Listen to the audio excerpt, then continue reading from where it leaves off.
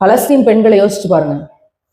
9 பிள்ளைகளையும் போருக்கு பலி கொடுத்துட்டு 10வது நிறமாசமா ஒரு பிள்ளை வர்றோம். இப்படியா பிள்ளை பெற்றுக்குவீங்கன்னு ஏர்போர்ட்ல கேட்கும்போது, எங்களுடைய விடுதலைக்காக மரணிக்கும் வரை பிள்ளை பெற்றுக் கொடுக்க நாங்கள் தயாராக இருக்கிறோம். பெண்கள் நாங்கள் போர்க்களத்துக்கு போக முடியாது, வீட்டிலிருந்தே இந்த ஆயுதங்களை நாங்கள் தயாரிக்கிறோம்னு சொன்னா அந்த நிறைமாத கர்ப்பிணி பலஸ்தீன் பெண்மணி எப்படி இருக்கும்? ஹாஸ்பிட்டல்ல குண்டு வெடிக்குது, எல்லாம் பயங்கரமான சத்தம்.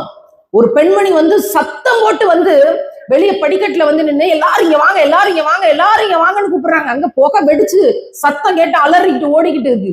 எல்லாரும் இங்க வாங்க அப்படின்னு கூப்பிட்டு கத்துறாங்க. அவங்களோட மகன் இறந்து போயிட்டாங்க, அவங்களோட அப்பா இறந்து போயிட்டாரு, அவங்களுடைய கணவர் இறந்து போயிட்டாரு. இப்ப கடைசியா இருந்த அவங்களுடைய 2வது மகன் இறந்து போறாரு. அந்த ஆஸ்பத்திரியில கொண்டு உடலை வச்சுட்டு வெளியே கத்துறாங்க. என்னன்னு? ஐயோ, அந்த ஆஸ்பத்திரியில அந்த பில்டிங்ல குண்டு வெடிச்சிருச்சு, இவ்வளவு பேர் செத்து போயிட்டாங்கன்னு யாரும் கதறாதீங்க. அவங்களாம் நன்மைக்கு முந்தி கொண்டு சொர்க்கத்துக்கு போயிட்டாங்க. என்னுடைய பிள்ளையை இங்கதான் கொண்டு இப்ப வச்சிருக்கேன். உடம்ப இங்க இருந்து நான் வானத்தை பார்த்து கேட்கிறேன், எங்கள் நபிகளாரை பார்த்து நான் கேட்கிறேன், யா அல்லாஹ் அவர் காதுக்கு இந்த செய்தியை நீ கொண்டு போ. என்னுடைய பிள்ளை அங்க சேர்ந்திருக்கான், என் பிள்ளையை நீங்க எல்லாம் சேர்ந்து பத்திரமா பாத்துக்கோங்க.